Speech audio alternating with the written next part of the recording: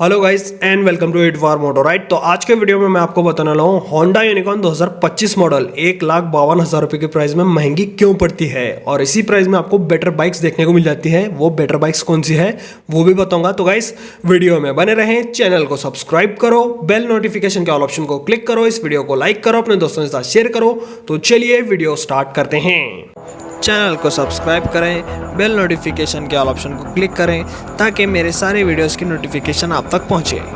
जैसे गाइस आपको पता है होंडा यूनिकॉर्न के अंदर नए अपडेट्स आने के बाद इसकी प्राइस बढ़ चुकी है और लगभग 1,52,000 रुपये ये ऑन रोड पड़ती है। इसी प्राइस में आपको दूसरे कंपनी बहुत ही बेटर बाइक्स ऑफर करती हैं, लेकिन यूनिकॉर्न यहाँ पर क्या क्या कमियां लाती है और महंगी क्यों पड़ती है वो पहले अपन डिस्कस करेंगे और बेटर बाइक्स मैं आपको आखिरी में बताऊंगा।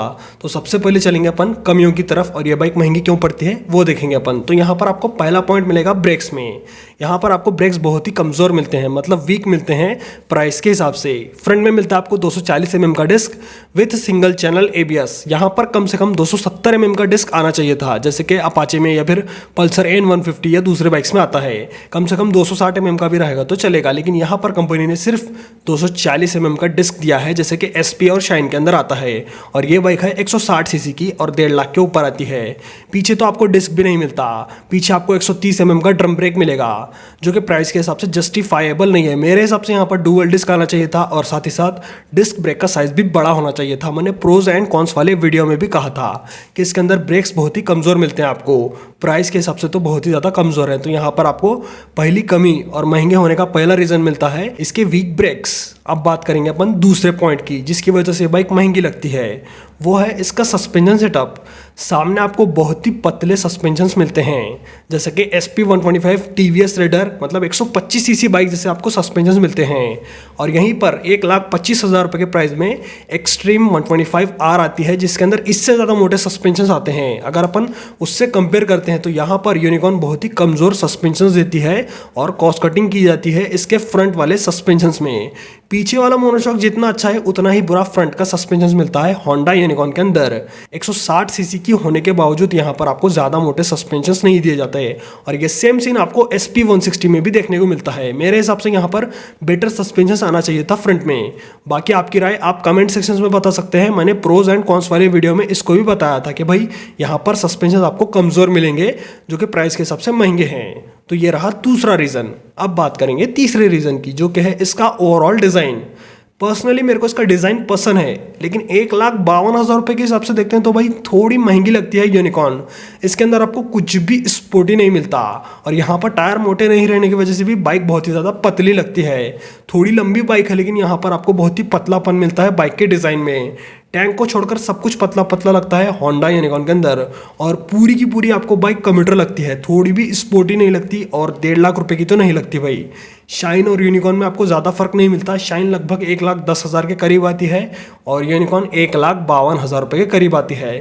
थोड़ा डायमेंशंस का डिफरेंस है, लेकिन यहाँ पर यूनिकॉर्न प्राइस के हिसाब से थोड़ी महंगी लगती है। यहाँ पर डिज़ाइन में इंप्रूवमेंट की ज़रूरत थी और थोड़ी ज़्यादा बल्कि होना चाहिए था होंडा यूनिकॉर्न।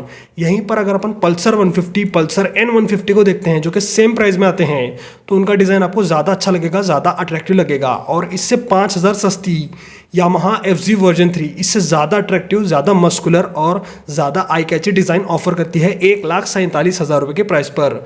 और होंडा कंपनी 1,52,000 रुपये में आपको कुछ ऐसा डिज़ाइन ऑफर करती है जो कि प्राइस के हिसाब से थोड़ा महंगा लगता है। ये तो रहा तीसरा रीज़न जिसकी वजह से ये महंगी पड़ती है। अब बात करेंगे चौथे रीज़न की, जो कि है इसके पतले टायर्स। यहाँ पर आपको बहुत ही पतले टायर मिलते हैं प्राइस के हिसाब से। 1,52,000 रुपये में आपको 80-100-18 का फ्रंट टायर मिलता है, पीछे 100-90-18 का टायर मिलता है। यहाँ पर मोटे टायर आना ज़रूरी था। फ्रंट में कम से कम 90 या फिर 100 सेक्शन का टायर आना चाहिए था FZ वर्जन 3 जैसा। साथ ही साथ पीछे 120 से लेकर 140 सेक्शन टायर लगा सकते थे, जैसे कि FZ या फिर पल्सर N150 के अंदर आता है। प्राइस के हिसाब से यहाँ पर आपको टायर सही नहीं मिलते, बहुत ही पतले मिलते हैं। इसकी वजह से माइलेज तो बढ़ता है, लेकिन भाई प्राइस भाई 1,52,000 रुपये में आपको इतने पतले टायर मिल रहे हैं वो भी देखना पड़ेगा ना। प्राइस तो कम रखना था, यहाँ पर 1,48,000 प्राइस होती और टायर ऐसे होते तो फिर जम जाता, लेकिन यहाँ पर टायर बहुत ही पतले मिलते हैं प्राइस के हिसाब से, जो कि यहाँ पर इसका चौथा रीज़न बनता है। अब बात करेंगे अपन पांचवें रीज़न की, जो कि है इसका इलेक्ट्रिकल सेक्शंस। यहाँ पर आपको अभी भी हैलोजन टेल लाइट मिलती है, हैलोजन इंडिकेटर मिलते हैं। प्राइस के हिसाब से ऑल एलईडी सेटअप आ जाना चाहिए, जैसे कि एक्सट्रीम में आता है। एक्सट्रीम इससे लगभग 27-28 हज़ार सस्ती है। उसके बावजूद एक्सट्रीम के अंदर LED headlight, LED tail light, LED indicator आते हैं। साथ ही साथ FZ वर्जन 3 जो है इससे 5,000 सस्ती है। उसके अंदर आपको एलईडी हेडलाइट मिल जाती है। भाई उसकी प्राइस भी कम है ना, लेकिन अगर अपन SP से कंपेयर करें, SP 160 के अंदर आपको LED headlight, LED tail light मिल जाती है, लेकिन यूनिकॉर्न के अंदर अभी भी हैलोजन टेल लाइट मिलती है, हैलोजन इंडिकेटर मिलते हैं। प्राइस के हिसाब से यहाँ पर ऑल एलईडी सेटअप आ जाना चाहिए, जो कि मेरे को लगता है। बाकी आपकी राय आप कमेंट सेक्शंस में बता सकते हैं। एलईडी हेडलाइट तो ऑलरेडी इसके अंदर आ चुकी है, बाकी इंडिकेटर और टेल लाइट भी एलईडी होना चाहिए या नहीं, वो आप कमेंट सेक्शंस में बताना। अब बात करेंगे छठे रीजन की, जो कि है इसका फुल्ली डिजिटल मीटर। प्राइस के हिसाब से मीटर के अंदर फीचर्स कम आते हैं, क्योंकि सेम कंपनी की बाइक होंडा SP 125 उसके अंदर TFT डिस्प्ले आता है, जो कि कलर चेंजिंग है। साथ ही साथ उसके अंदर होंडा रोडसिंग ऐप का सपोर्ट मिलता है, टर्न बाय टर्न नेविगेशन मिलते हैं। ये सब फीचर्स आपको होंडा यूनिकॉर्न के अंदर अभी भी नहीं मिलते।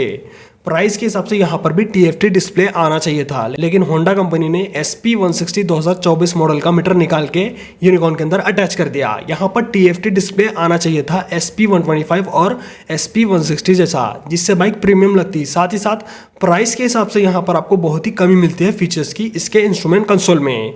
बाकी आपको ये मीटर पसंद है या फिर TFT डिस्प्ले पसंद है, कमेंट सेक्शन में बताना। पर्सनली मेरे को लगता है होंडा यूनिकॉर्न 1,52,000 रुपये में TFT डिस्प्ले के साथ आना चाहिए था। और यहाँ पर ये रहे इसके 6 रीज़न। अब मैं आपको बताऊंगा बेटर ऑप्शंस इसी प्राइस के अंदर। देखो यहाँ पर अलग अलग कंपनी की तरफ से अलग अलग बाइक्स आते हैं, लेकिन बेस्ट ऑप्शन रहेगा अपाचे 160 4V ब्लैक वेरिएंट, जो कि लगभग 1,54,000 डुअल डिस्क में पड़ता है। सिंगल डिस्क में 1,50,000 में ऑन रोड पड़ता है। उसके अंदर आपको better brakes, better suspensions, better electrical sections, better looks, better features मिलेंगे उसके मीटर में। Apache 160 4V one of the best bike है 1.5 लाख रुपए के प्राइस में, अगर आप ब्लैक वेरिएंट लेते हैं तब, जो कि सबसे सस्ता और बेस्ट मॉडल है अपाचे 160 4V का। ये रहा पहला बेस्ट ऑप्शन। और दूसरा बेस्ट ऑप्शन देखने को मिलता है यामाहा कंपनी की तरफ से, यामाहा FZS वर्जन 3, जो कि 1,48,000 में ऑन रोड पड़ती है, और FZS वर्जन 4 लगभग 1,56,000 में ऑन रोड पड़ती है। All LED setup, Yamaha Y connect, fully digital meter, और बेटर आपको टायर्स मिलते हैं, बेटर सस्पेंशंस मिलते हैं, बेटर ब्रेक्स मिलते हैं यामाहा के अंदर। यूनिकॉर्न के कंपैरिजन में बहुत सारी बाइक्स आपको बेटर मिलेंगी, लेकिन अगर आपको माइलेज चाहिए और ज़्यादा कंफर्ट चाहिए और ज़्यादा रिलायबल बाइक चाहिए, तब आप यूनिकॉर्न खरीद सकते हैं। बाकी अगर आपको स्पोर्ट्स बाइक चाहिए 1,52,000 रुपये के प्राइस पर, तो आप अपाचे या फिर FZS वर्जन 4 या फिर Pulsar N150, Pulsar 150 twin disc खरीद सकते हैं, जो कि यूनिकॉर्न से बहुत ही ज़्यादा बेटर रहती है ब्रेक, सस्पेंशंस और फीचर्स में। बाकी अगर आपको रिलायबल बाइक चाहिए तो आप होंडा यूनिकॉर्न खरीद सकते हैं। 1,52,000 रुपये में आपको रिलायबल मिलती है होंडा यूनिकॉर्न, जो कि लॉन्ग टर्म के लिए अच्छी है, लेकिन मेरे हिसाब से इसकी प्राइस कम रहना चाहिए था, कम से कम 1,45,000 रहना चाहिए था इस अपडेट्स के बाद। बाकी आपको इसकी प्राइस कैसी लगी कमेंट सेक्शंस में बताना, ये कमियां कैसे लगे वो भी कमेंट सेक्शंस में बताना, और इसके बेटर ऑप्शंस कैसे लगे वो भी कमेंट सेक्शंस में बताना। तो गाइज आज के वीडियो में मैंने आपको होंडा यूनिकॉर्न 2025 मॉडल 1,52,000 रुपये में महंगी क्यों पड़ती है इसके 6 रीज़न दिए, और इसके सामने बेटर ऑप्शंस कौन से रहते हैं वो भी बताया। आपको वीडियो कैसा लगा कमेंट सेक्शंस में बताना। ऐसे ही वीडियोस देखने के लिए चैनल को सब्सक्राइब करो, बेल नोटिफिकेशन के ऑल ऑप्शन को क्लिक करो, इस वीडियो को लाइक करो, अपने दोस्तों के साथ शेयर करो। आज के वीडियो में इतना ही, चलता हूँ, गुड बाय गाइस।